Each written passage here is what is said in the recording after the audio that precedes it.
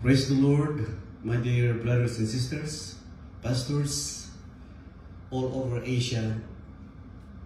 Magandang gabi po sa inyo lahat. Merry Christmas to everyone. This is my first greetings to all of you. Kasi iaramdam pa natin ang panahong ito. It is a season that we are celebrating. Okay, maraming salamat po muli. But first of all, I'd like to pray and let's bow down our heads for prayer. Father God, we thank you for bringing us here in this connection.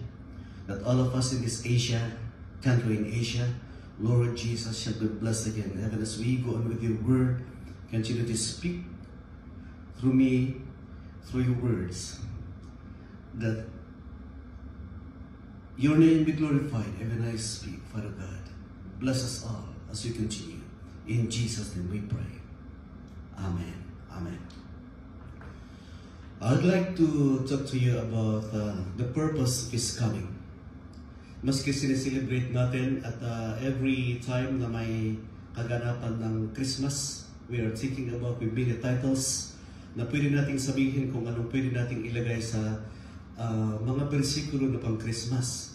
Pero ito yung kagaya ng ating napagmitingan at nandun pa rin ang mga title na forgiveness, reconciliation, and humbleness. Isa yan sa aking babanggitin ngayong gabi. So, ang ating passage ngayon ay nakikita sa aklat ng Isaiah, at the book of Isaiah, chapter 9, verse 6. Let me read. For unto us a child is born, unto us a son is given, and the government will be upon his shoulders. And he will be called Wonderful Counselor, Mighty God, Everlasting Father, and Prince of Peace. Father God, thank you for the reading of your word. In this single verse, I can see 7 purposes of His coming. May mga 7 layunin ng Diyos sa kanyang pagpunta dito, sa kanyang first coming. And it is right to become the message of Christmas to all mankind to know. So, as we can see here, the first line is, a child is born. So, number 1, a child is born. Pagka sinabi, the first purpose of the Lord Jesus to come here on earth, when He was born, is to, number 1, to establish righteousness. Nakikita natin ito sa verse 1 and 2. Let me read the same Isaiah chapter 9, verse 1 and 2, and let's see how it says here. Nevertheless, the gloom will not be upon her who is distressed. As when at first he lightly stemmed the land of Zebulun and the land of Naphtali, and afterward more heavily oppressed her by the way of the sea beyond the Jordan and the Galilee of the Gentiles. The people who walk in darkness have seen the light. Those who dwell in the land of the shadow of death, upon them as light has shined. So to establish righteousness, that is the purpose of the Lord Jesus Christ, is to create light out from the darkness, to establish His kingdom. That is His first purpose. Prophetically, Isaiah saw much as the light of the Lord Jesus Christ in His ministry, who will come to be the light 700 years ago, before He was born in the book of Luke. So we can count how many years when Isaiah wrote and saw this prophecy until the end of Malachi. I-plus natin yung 4 na taon, the age of darkness, or the dark ages. And then here comes another 4 gospel, and one here is Luke, who wrote the birth of the Lord Jesus Christ. So when Isaiah is specifically referring to the land of Israel, together with Naphtali and Zebulun, that is the 2 mentioned here, the 12 tribes of Jacob. But in general sense, pagka nabanggit ang mga lugar na ito, Galilee and the Gentiles, these are people who used to use in the darkness. And it says here, they were walking in the darkness, but they found light. See? So what we are experiencing here today is in general sense. We are these places, He was talking to every nation, to every non-believers alike, and to the believers for us today. This is the experience of every Christian. People who walk in darkness have seen the great light. From the time it was prophesied by Isaiah, there were battles, alam natin yan sa Old Testament. There were conflict, Syrian, Jebusite, and many others were in conflict. And even all the armies of David and the rest of the armies, Gideon's and all those things. And there were dimness, there were seas, and there were wars, and thick darkness of the unrighteous existence during this time. And it's still the sin now that covers the whole world we can imagine. The term born for us is somebody who will be born to lay the new foundation, to lay the new foundation of faith and righteousness. So Genesis chapter 1 verse 2 and 3, darkness was over the surface of the earth, and then the deep. In verse 3, sinabi, but let there be light. So nakita natin, doon sa verse 1 pa lang, sabi na, God created the heaven and the earth, and it was good. But all of a sudden, between verse 1 and 2, there were darkness. But in verse 3, okay, there were darkness, I should say, all over the surface of the earth, and all over. So hindi nagtagal, nagkaroon ng ilaw. So ito ngayon na nagkakaroon tayo ng idea, when there is light sa buhay ng isang tao, minsan sa mga dumadaan na panahon, in the time of sanctification, may mga kadilimang mga dumaraan, pero nagkakaroon tayo ng pag-asa na meron pa rin ilaw sa mga kadilimang ito. Okay, so what we can learn here, that is the long-expected Messiah to be born amidst the surrounding darkness of this world of where we are. At hindi tayo excuse sa ating mga in-experience ngayon. So what we can learn here, this is the time to renew our relationship with the Lord. Make our heart be tender, mendable, adaptable, flexible. A flexible heart to receive change done by the Word of God. A heart to be refreshed again so that righteousness shall be established. Or even we can maintain a spiritual light. Those who have already, and you can maintain. So sa mga baguhan, we need to start a new relationship with the Lord. A new foundation of faith in Jesus Christ. Start a new resolution this coming 2025. Or ngayon na po kasi January 1 na. As we start this new year with a good resolution of change. So what are we going to learn here when someone is born for us for that purpose? We continually has to make our hearts be soft and gentle. It is a gentle soil or a soft soil for the Word of God to be planted. If you can remember the parable of the sower, sa lahat ng mga butil na nahulog sa mga iba't ibang klase ng puso ng tao, iba't ibang klase ng lupa that represents the hearts of men. So, napakaganda yung butil na nahulog o kaya naihasik doon sa magandang lupa, kaya nagkaroon ito ng tubo. This is a time to lay aside every pride, prejudice, or selfishness, waywardness, etc. if you want to be saved. 1 Corinthians chapter 4 verse 16 to 17, it says here, therefore we do not lose heart. Pagka sinabing ganun, do not give up. Even though our outward man is perishing, hindi mapagkaila na tayo tumatanda. The outward man goes into ages. At tumatanda ito. Yet, the inward man is being renewed day by day. What is the inward man that Paul is telling the Corinthians? The inward man is our spirit. That we need to renew that every day after day. For the light affliction is only but just temporary and for the moment. But the Holy Spirit is working far from more exceeding for the purpose to bring us to eternal glory. So, this is the time to allow ourselves, pagka ganun that someone is born for us, it's totally, we are fighting for that. Allow ourselves to see the invisible things. When I say these things, we need to allow the Holy Spirit to work in us. Allow His molding, His shaping, that is to generate a new thing in us, to generate righteousness, to dwell in us, so that we can continue to be the light like a Christian shining to all men and see, and even God can see that.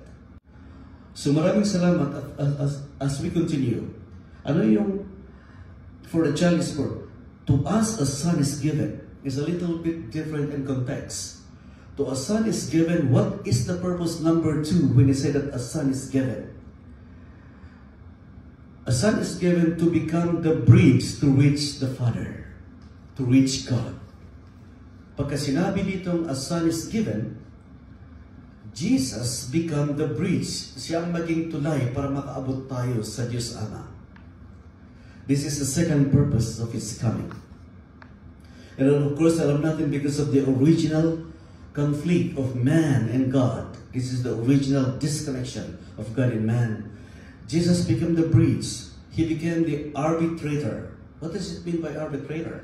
An arbitrator is the one who is an appointed one to settle any dispute between two parties. This is the jargon from the lawyers, arbitration or arbitrator.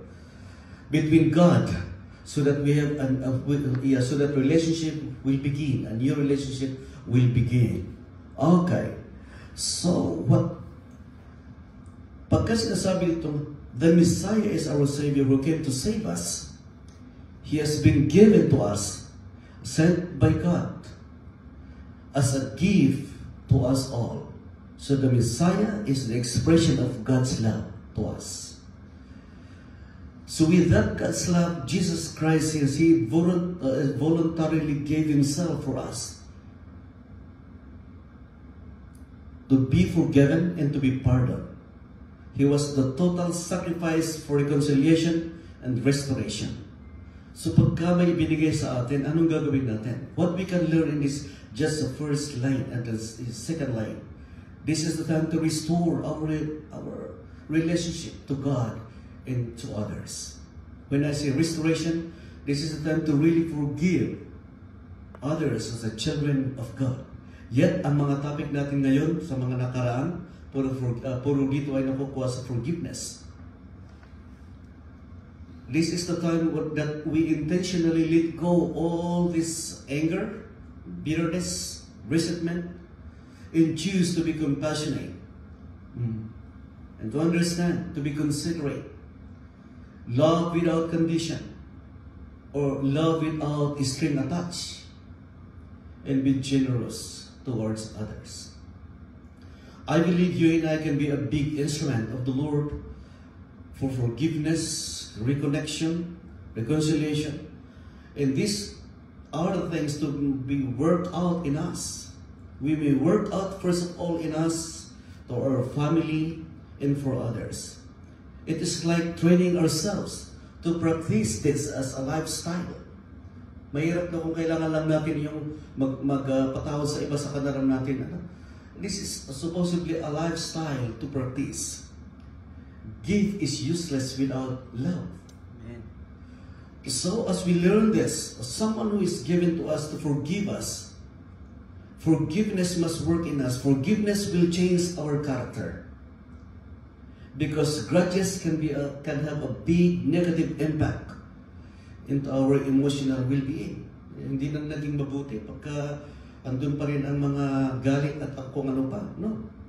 So without practicing love, forgiveness, and humbleness daily po mga kapatid, hindi lang sa kung kailan ay kung sa tayo nangailangan. Daily, that our faith will, pagka hindi ito daily, our faith may surely fade away. Mawawala po ang mga pribilehyo na ito. So that we can be fit into the kingdom, as we ever remember the other verse, that the other word of God. Okay. So, the third line is, and the government will be upon His shoulder. Andito na tayo sa pangatlo.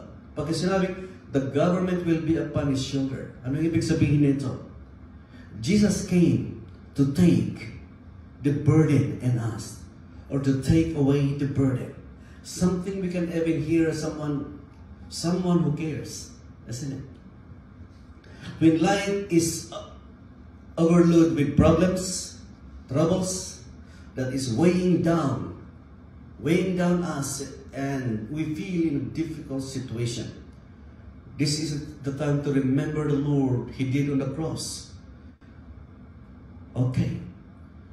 One word that He says even in 1 Peter chapter 5 verse 7, cast all your cares upon me, for I love you, for I care for you. So, kung may ganito, kasi marami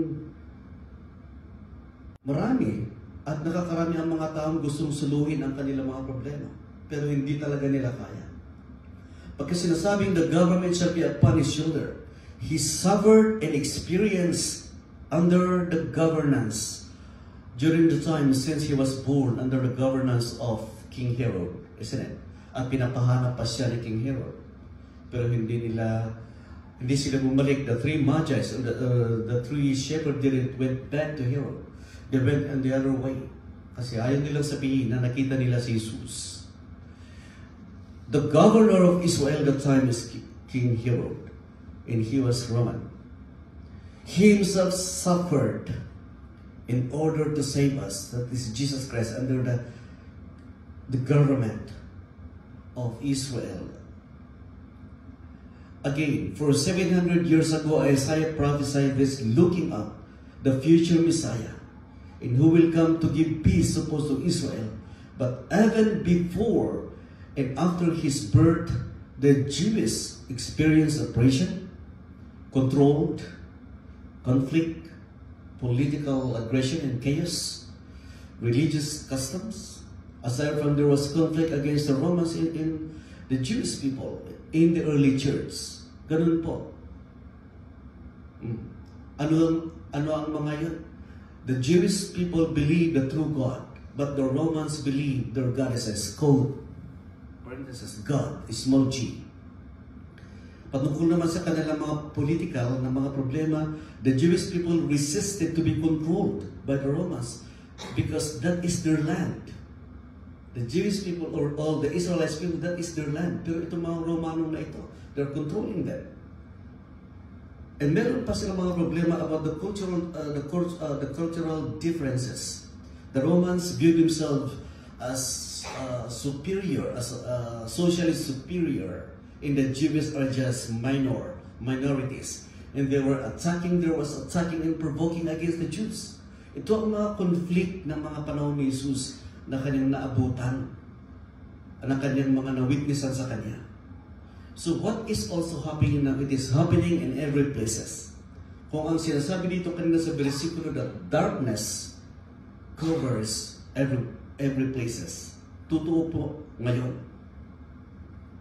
This is the time to see that these are what is happening now. Even there is a abuse of power, betrayal of power in every places, in every government. Dito sa Korea, ayun, katatapos lang ang mga butuhan ng impeachment for the president. Pero ngayon, nakasuspende pa. At hindi na siya kumikilos doon sa kanyang opisina.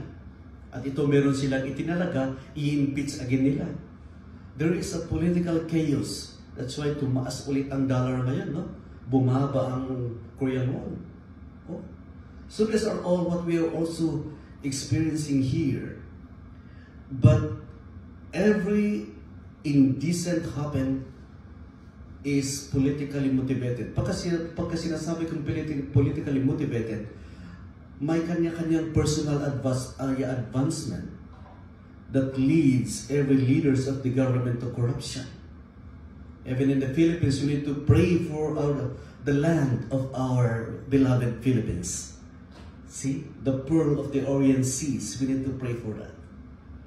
As we continue to pray for Israel, that the Lord will continue to cover the land with His presence. And there will be peace among every nation who are attacking Israel, even in the Palestinian borders, that we need to pray for the Muslim brothers to be saved. Ipag-pray natin sila para ma-save din sila.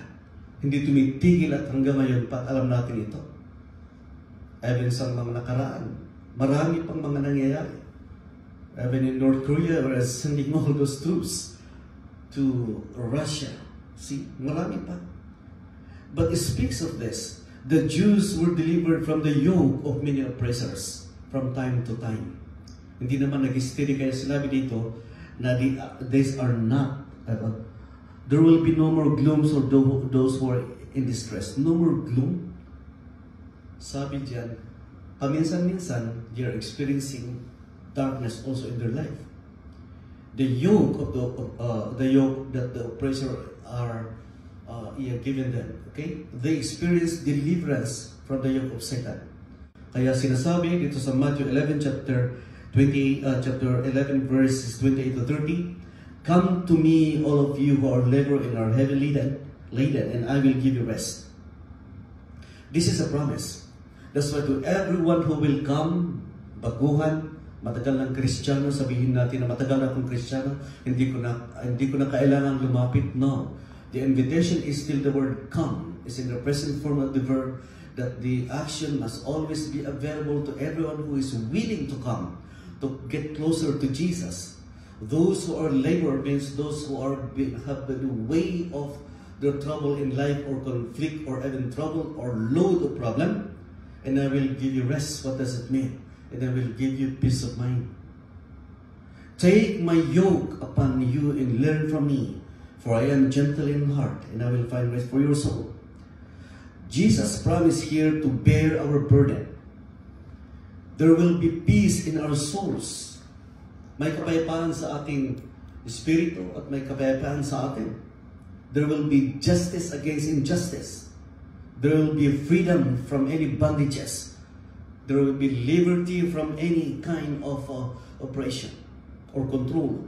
Yan po ngayon ang kung bakit sinabi, the government shall be upon his shoulder. So what we are even experiencing now, there is healing to the wounded one. Hindi lang po yan. Because Isaiah chapter 53 verse 5 says, "But he was wounded for our transgression. He was bruised for our iniquities. And the chastisement of our peace was upon him, and by his stripes we are healed." I believe one burden to every one of us is our deteriorating health. Itong mga kalusugan natin, di ba po nababahala tayo minsan? Lahat tayo tumatanda. Pero di ba rin ang tumatanda, basta ang sinabi kanina sa Corinthians, our inward spirit is healed. Di ba rin na? Maraming salamat nga naman na nagkaroon tayo ng katuruan na kung tayo ay nasa pangit na kalusugan, ay ibigay natin kay Jesus. Kung siya in-experience niya ito, kapatid, pwede po niyang gawin sa atin. And we will be healed. And we shall be healed. This is the time to intensify our prayers, to give strength to our prayers for healing, to commit ourselves. Eat also good food. Okay. Appropriate to yourself. And appropriate to your health condition. Piliin natin na mag-diet minsan. And why not? As well as we need to obey in obedience with the Word of God para tayo magkaroon ng para masagot ang ating inihiling kay Lord, especially our health condition. The Messiah is not only came to save, but to cleanse us, aside from healing us. Ito ang factors nito. He came to cleanse us. We pray for cleansing for our souls from the power of the polluted mind. Nabupulyut ang mga isip pagka ang mga na-experience natin sa buhay. Let allow the power of the Holy Spirit to purify us inside and out. The Messiah came here to shield, to safeguard, to make safe us from the enemy, from the dart of the enemy. Meron tayong isang kapatid na natulungan ko 1 week ago na nagkaroon, meron siyang dating pananampalataya at nag-attend siya ng church. Noon daw, yan sa mga nakaraang taon. Pero ito nga, bumaba ang kanyang pananampalataya at nagkaroon sila ng in Korean we call it hwisik, yung pagtitreat ng mga employers sa mga employee na pupunta sila sa restaurant upang kumain as a good treat sa kanila, gastos ng company or employers. Pero siya na nakarinig ng salita ng Diyos, medyo nakantsawan siya, uminom siya. Itong kapatid na ito. Kaya taga-Cordillera siya. At uminom siya, at noong siya umuwi na nakasakay sa e-bike, nabundol niya ang isang sasakyan. Sasakyan na AU, a German export car. Maski ito ay second hand pero napakaganda. At ang problema ngayon, hindi Koreano ang nabangga, kundi foreigner pa. Kaya he is preferring big money to pay the car, as well as the penalty from the police. Ang laki. Parang, yun lang, na siya nakainom ng 0.12% alcohol level. Kaya napakataas na yun. Sabi niya, dati po, noong ako'y naging interpreter niya sa police station, sabi niya, dati po hindi ako umiinom, napakansya lang ako ng aking mga Pilipinong kainuman. Pero nakarinig na ako ng salita ni Lord, ayun na. Yung napakaliit na bagay, lumaki, is like a vulnerable one. Kaya kung may mga nagbabalak na huminang pananampalataya, at kung ano ang gagawin pa, dati na nga ang trabaho niya, umiinom noon bago siya na-born again, uminom siya ulit. Ito nga, depende sa level ng pananampalataya, sabihin natin. Pero isa ito sa bagay na nakikita natin na kung ang isang tao ay nanlamig at tumalikod at tuluyan mag-iisang taon hindi pa bumabalik ng seryoso sa Panginoon, nagkakaroon ito ng impact sa buhay ng isang nakarinig. Iyon ang kanyang sinasabi. Kaya bukas na linggo, pupunta po siya doon sa church. I am recording today. Kaya sinasabi ko ngayon na linggo siya po pupunta daw. Sabi ko, welcome po, kapatid. So sabi ko, sa isang bagay na ating mga nakikita sa mga dating nakarinig na. Okay. So, these are the things. So, the yoke that is in us, sometimes the yoke of the devil, ito ang isang bagay na nilalagay ng kaaway sa atin. Minsan, kasi yoke is iyong sangol. Yung sangol, iyong kahoy na nilalagay sa likod ng kalabaw to carry something, carriage or things to carry, you know? At para rin niya malalaman kung saan siya pupunta. Ayun po ang gamit ng yoke para if the farmer if the farmer said that we go straight and then the cow or the carabao will go straight. And it goes this way, it goes to the right. Parang iyon ang kanyang direction. So maraming salamat sa salita ni Lord na dinidisiplina tayo through the yoke of it. But Satan also, iba ang yoke ni Satanas na ini-inflict sa mga Kristiyano, sa mga tao, non-believers, most especially. Yun po ang kabigatan sa buhay. Pero ang yoke ni Jesus Christ iba. It will lighten the burden to all who believe. Come to me, all of you. Take my yoke upon you. Yun ang sinasabi ni Jesus. Anong yoke? The Word of God. For I have learned the Word of God, study the Word of God, serve and obey the Word of God, in the yoke will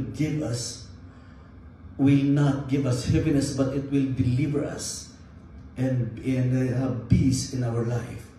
So ang nakikita natin dito, we want to become a comfort. We want to receive comfort. We want to receive healing. We want to receive cleansing when the government shall be upon our shoulder.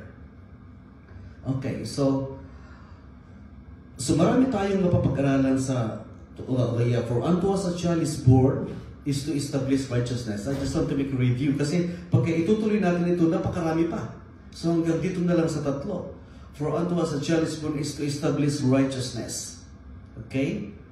Number 2, to us a son is given is someone who will bridge us to God to be forgiven and to save us.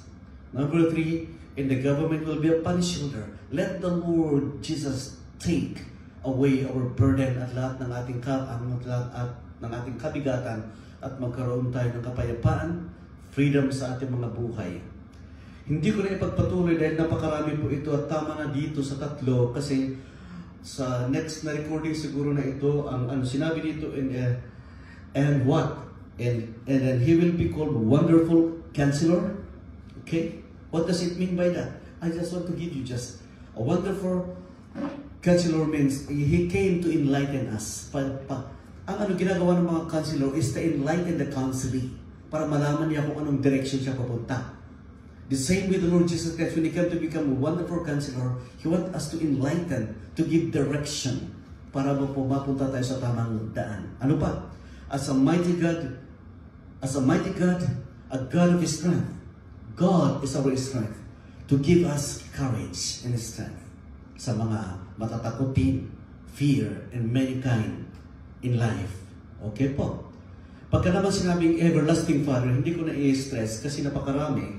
Hanggang dito na lang nga rin, to give us hope and assurance. Pagka sinasabing everlasting, everything here on earth is temporary. But there is a place of the everlasting place in the eternal home that gave us hope and assurance sa mga believers. That's one, the Prince of Peace, to grant us peace in His stillness, in this political chaos, in the Philippines, in Korea, in other places, and even in where? In many places. And even in the Israel still. Okay po. At sabihin natin, there is someone who will give us peace. Let's run for that. Let's even achieve for that. Okay? So marami pong salamat sa pakikinig at tatlong bagay lang ang aking na-explain po. Sana itong mga iba sa kanilang. At sana maintindihan tayo ngayong gabi sa tatlo kong mga nabanggit. Sa layunin, mga 7 layunin, pero tatlo lang yung aking nabanggit, 3 layunin. Or the 3 purposes of Jesus came. Why the Lord Jesus Christ came. Maraming salamat po at tayo manalangin. Panginoong Diyos, maraming salamat sa mga nakinig ngayong gabi. Thank you. I ask your blessing to be upon them. And every place that we are, bless them, Lord Jesus. That we may understand that someone else were born for us. So that we will establish righteousness. We will establish light out from the darkness that we are experiencing. That there is always a solution. There is a light of all the darkness that we are experiencing in life, Father God. Bless mong bawat isa. And especially someone who is given to us as a gift for a purpose so that we can be forgiven. Help us to have a repenting spirit, to have that repentance every time so that we can forgive. Or we may also learn how to forgive others seriously. Father God, bless each one of us once again that all this resentment in the past, bitterness, anger, shall be cast out in the name of Jesus so that forgiveness and salvation will come upon us all. And to the one who is also carrying the load of problem, when the load from the outside world, even from the government, shall be upon everyone who believes in Jesus Christ, shall receive liberty, shall receive freedom, and will receive justice, and all of us also shall receive healing, cleansing, Father God, and purifying through the Holy Spirit. Thank you. We bless your name. And we give you all the praise, the glory, and thanksgiving. In Jesus' name we pray. Ang lahat ay magsabi ng Amen.